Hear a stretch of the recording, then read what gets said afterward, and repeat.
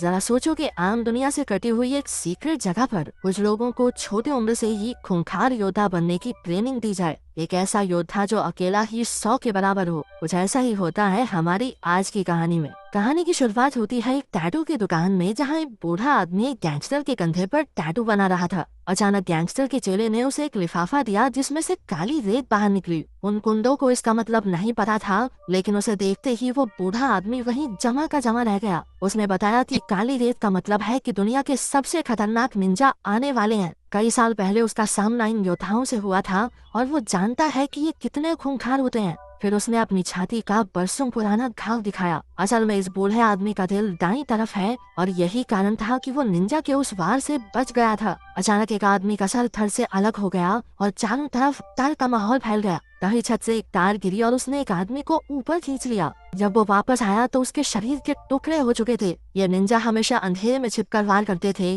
और एक ही पल में उन्होंने वहाँ खून की नदियाँ बहा दी। जब सब मर गए तो निंजास अंधेरे से बाहर निकले। इसके बाद हमें जापान की ओज़ोनो पीढ़ी की कहानी बताई गई। ये खूंखार निंजास की पीढ़ी है जिनका सरदार है लॉर्ड ओज़ोनो। ये लोग दुनिया भर से बच्चे इकट्ठा करते हैं और कड़ी ट्रेनिंग के बाद उन्हें निंजा बनाया जाता है। इन निंजास के बारे में दुनिया के सभी बड़े लोग जानते हैं, लेकिन आम जनता को इनकी कोई भनक नहीं। कोई भी इन्हें 100 किलो सोना देकर किसी का भी कत्ल करवा सकता है। ओज़ोनो पीढ़ी सदियों से अंधेरे में काम करती आ रही है। बताया जाता है कि रशियन प्रेसिडेंट और जापान के प्रधानमंत्री की मौत के पीछे भी इनका ही हाथ था। एक दिन लॉर्ड ओज़ोनो राइजो नाम के एक बच्चे को वहाँ लाए। उसके माँ बाप ने उसे लावारिस छोड़ दिया था, इसलिए ओज़ोनो उसे अपने साथ ले आया। ओज़ोनो को मन ही मन में लगा कि ये बच्चा आगे चलकर इस पीढ़ी का सरदार बनेगा। इसी वजह से उसकी काफी सख्त ट्रेनिंग होने लगी। 10 साल की उम्र तक उसके शरीर पर कई घाव थे जो उसे गलतियों की सजा के तौर पर मिले थे। उनके मुताबिक एक निंजा को हमेशा छिपकर रहना चाहिए, इसलिए राइजो को लकड़ी की जमीन पर चढ़वाया जाता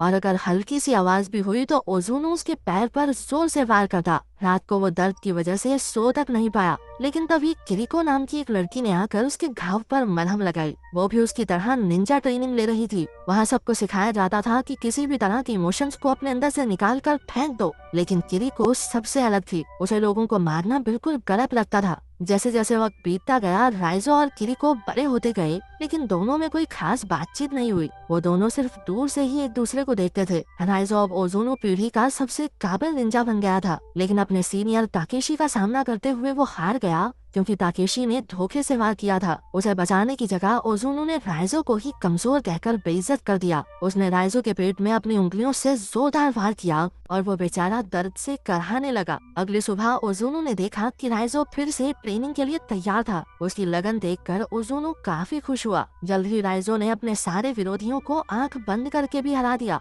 लेकिन किरिको को वहाँ की मारा मारी अब भी पसंद नहीं थी। राइजो अक्सर उसे समझाता था कि अगर ओज़ोनो को पता चल गया तो वो किरिको का दिल निकाल लेगा। फिर किरिको ने कहा, लेकिन मेरा दिल तो तुम्हारे पास है, तो कोई कैसे निकालेगा? एक दिन किरिको को चाकू से किसी को मारने का टास्क मिला। जब किरिको से ये नहीं हुआ तो ओज़ोनो ने उसके चेहरे पर चाकू मारकर उसे पिंजरे में बंद कर दिया। रात को राइजो छिपकर उससे मिला और उसे पानी पिलाया। कुछ दिन बाद एक रात को किरिको दीवार फांदकर भागने लगी। उसने राइजो को भी अपने साथ बुलाया, लेकिन राइजो ओज़ोनो के लिए वफादार रहा। आखिरकार वो पकड़ी गई और अब उसे मौत की सजा होनी थी। ताकेशी ने सबके सामने उसके दिल पर वार करके उसे मार डाला। उस दिन राइजो के अंदर भी कुछ मर गया, लेकिन वो फिर भी ओज़ोनो से जुड़ा रहा। इसके कुछ साल बाद बर्लिन में मीका नाम की एक लड़की को निंजास के होने के कुछ सबूत मिले। इन सबूतों को लेकर वो अपने बॉस मैस्लो के पास पहुंची, लेकिन मैस्लो ये मानने को तैयार नहीं था कि ऐसे निंजास मौजूद हैं जिनके बारे में सिर्फ बड़े लोग ही जानते हैं। हाँ, ऐसा कुछ नहीं होता। इसलिए मीका ने उसे सबूत दिखाए कि बड़े लोगों का पैसा इधर उधर होने में और कई नेताओं की मौत में निंजास का ही हाथ है। अब मैस्लो ने इसके बारे में और जानने का फैसला किया।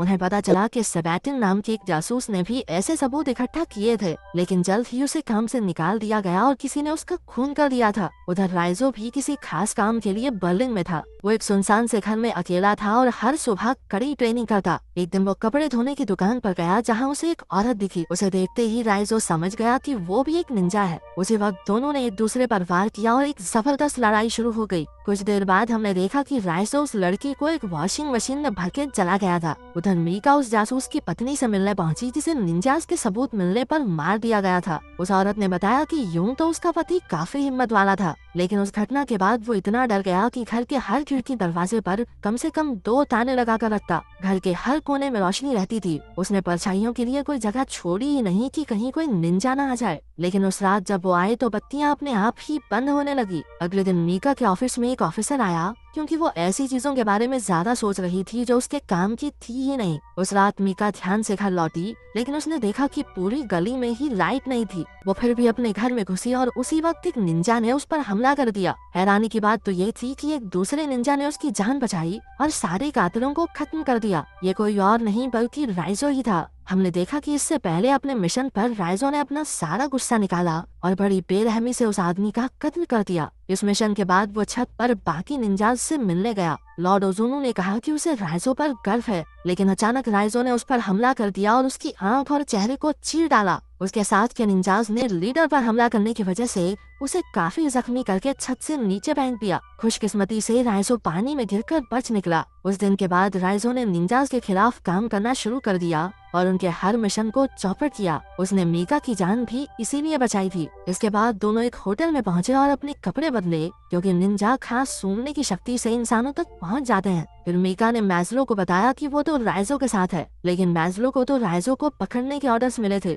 वो जानता था कि राइजो उनका दुश्मन नहीं है, लेकिन उसे ऑर्डर तो मानने ही होंगे। इसलिए जब मैज़लो मीका और राइजो से मिलने गया तो पुलिस ने उसे बंदी बना लिया। फिर उसे एक सुनसान जेल में कैद करके जंजीरों से बांध दिया गया। जब मीका को पता चला कि इसमें मैज़लो भी मिला हुआ है तो वो उससे बात करने गई, लेकिन मैज़लो उसे रिहा करने के लिए हरगिज राजी नहीं हुआ, क्योंकि राइजो जेल में ही निंजाज से सुरक्षित रह सकता है। रात को मीका राइजो को पानी पिलाने गई, लेकिन फिर राइजो कहने लगा कि निंजाज किसी भी वक्त यहाँ आ जाएंगे। मीका ने मैज़लो को भी सावधान करने की कोशिश की, लेकिन अब बहुत देर हो चुकी थी। अचानक लाइट चली गई और निंजाज अंधेरे से बाहर निकले। उन खतरनाक योद्धाओं के सामने जाबाज सैनिकों की फौज और उनके हथियार भी कम पड़ गए। तभी मीका ने राइजो की जंजीरें खोलकर उसे रिहा कर दिया। फिर उसने निंजाज का मुकाबला करते हुए मीका को भाग जाने को कहा। हालांकि राइजो ओज़ोनो पीढ़ी का सबसे बेहतरीन निंजा था, लेकिन इतने सारे निंजाज को एक साथ संभालना उस पर भी भारी पड़ रहा था। अंत में राइजो और ताकेशी लड़ते हुए सड़क पर पहुंच गए। ताकेशी अपनी तलवार से राइजो का काम तमाम करने ही वाला था कि मीका ने पीछे से अपनी गाड़ी से उसे टक्कर मार दी। फिर वो राइजो को होटल में ले आई। हालांकि राइजो काफी जख्मी था, लेकिन वो डॉक्टर के पास जाने को राजी नहीं हुआ। मीका कमरे में बेहोश पड़े राइजो के पास बैठ गई। मीका ने अपनी जान बचाने के लिए राइजो का शुक्रिया अदा किया। फिर उसने एक ट्रैकिंग डिवाइस निकाला जिससे मैज़लो को उसकी लोकेशन का पता चल जाए, लेकिन पुलिस के आने से पहले ही निंजाज आ गए और राइजो को उठाकर ले गए। जब पुलिस पहुंची तो वहाँ सिर्फ मीका थी। उसने बताया कि 10 मिनट पहले ही वो लोग राइजो को वहाँ से ले गए। उधर राइजो को लॉर्ड ओज़ोनो के सामने पेश किया गया। उसने राइजो को माफी मांगने का आखिरी मौका दिया, लेकिन राइजो ने कहा, मैं झुकेगा नहीं साला। इससे ओज़ोनो का गुस्सा 7वें आसमान पर पहुंच गया, क्योंकि कुछ साल पहले तक तो उसने सोचा था कि यही लड़का आने वाले समय में पूरे कबीले का सरदार बनेगा। उसने राइजो को किरिको की जगह खड़ा किया और फिर अपनी उंगलियों से 3 बार खतरनाक वार किए। आमतौर पर ओज़ोनो के एक ही वार से लोग मर जाते थे, लेकिन राइजो ने तो बस खून की उल्टी की। उसके साथ साथ ट्रैकिंग डिवाइस भी बाहर आ गया। उसी वक्त मीका ने पूरी पुलिस फौज के साथ हमला करके खलबली मचा दी। कई निंजाज धमाकों में मारे गए। इस खूनी जंग में दोनों तरफ से कई लोग शहीद हुए। वहीं राइजो को ताकेशी और उसके आदमियों ने घेर लिया। राइजो ने आव देखा ना ताव और एक एक करके सबको धूल चटा दी। फिर ताकेशी और राइजो आमने सामने आए और अपना पूरा जोर लगा दिया। आखिरकार जीत राइजो की हुई और उसने ताकेशी के शरीर का एक हिस्सा काट फेंका। अब बारी थी ओज़ोनो की। उसने देखा कि ओज़ोनो एक कमरे में आराम से बैठा था। वहीं बाहर जबरदस्त धमाके हो रहे थे। अचानक ओज़ोनो हवा में ही गायब हो गया और राइजो के पीछे के अंधेरे से निकला। सिर्फ एक धक्के से उसने राइजो को हवा में उड़ा दिया। फिर दोनों ने अपनी तलवारें निकाली और एक दूसरे के खून के प्यासे हो गए।